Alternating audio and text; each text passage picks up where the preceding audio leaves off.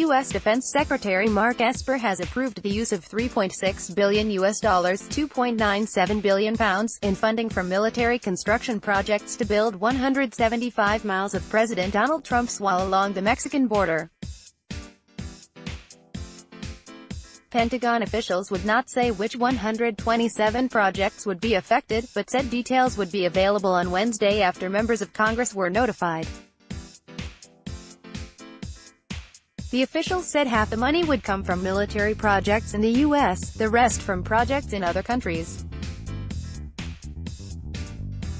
Mr. Esper's decision fuels what has been a persistent controversy between the Trump administration and Congress over immigration policies and the funding of the wall. And it sets up a difficult debate for politicians who refused earlier this year to approve nearly $6 billion (£4.95 billion) for the wall, but must now decide if they will refund the projects that are being used to provide the money.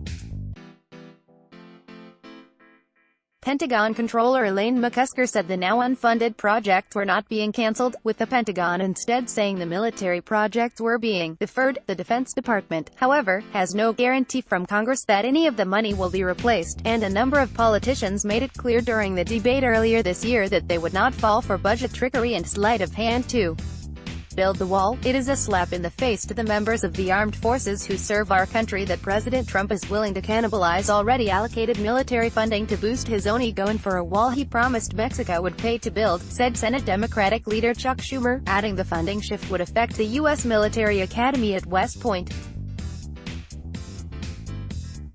Data on all screens equals true. Readability equals 31.5. Greater than sorry, this content isn't available on your device. Congress approved $1.375 billion (£1.14 billion) for wall construction in this year's budget, the same as the previous year and far less than the $5.7 billion (£4.71 billion) that the White House sought.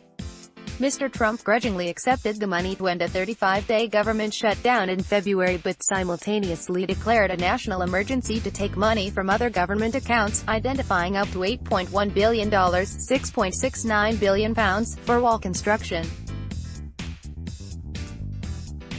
The transferred funds include $600 million (£495 million) from the Treasury Department's Asset Forfeiture Fund, $2.5 billion (£2.06 billion) from Defense Department counter-drug activities and now the $3.6 billion (£2.97 billion) pot for military housing construction announced on Tuesday.